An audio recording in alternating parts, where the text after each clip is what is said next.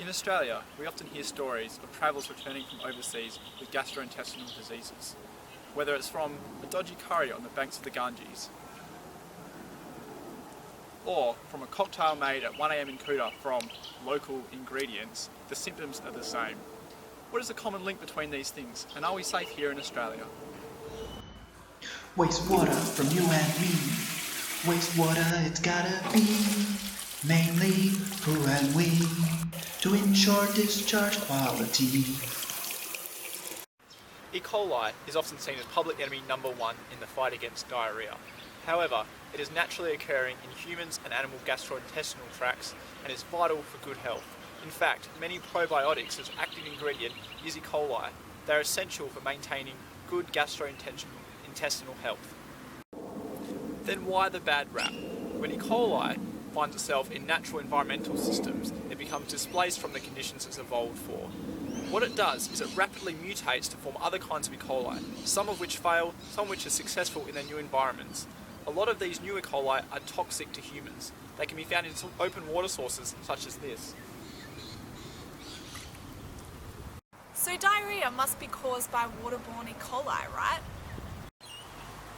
It's not that simple.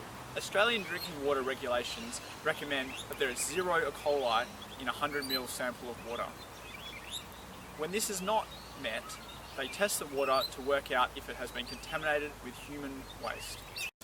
When our drinking water has been contaminated with human waste, it may also contain other pathogens found in human waste such as rotavirus, hepatitis A, typhoid and cholera. These are the real culprits behind diarrhoea worldwide. This kind of regulation against E. coli has proven to be woefully ineffective in some parts of regional Australia, particularly in Indigenous communities. The rates of diarrhoea caused by rotavirus amongst Indigenous children is very high. It's 2.75 per 100 children compared to the state average in the Northern Territory of 0.98 per 100 children. The burden of disease here, in many cases, is very large, as children have to be transported from their remote communities to the nearest large town. New solutions to wastewater management must be found. It is clear that broad brush approaches that just regulate E. coli do not work in many situations, which may cause risk to life. In many places in rural Australia, waste is disposed of in septic tanks and pits in the ground. This is a problem, as some of these septic tanks and pits may be near places drinking water is drawn from, such as groundwater and intrasurface flows. Obviously, it's a problem if wastewater gets into drinking water. New approaches to engineering in wastewater must be used. Small bioreactors in decentralised locations in remote communities are a strong possibility. In the meantime, vaccines against rotavirus and hepatitis A can be used.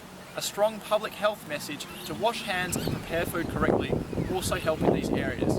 This problem requires a holistic approach between many different fields of science and social science. As we learnt last week, wastewater can even contaminate our public spaces if we make the wrong decisions about what to flush down our toilet and wash down our sink. Now that's wastewater wisdom. This has been Fraser. Until next time.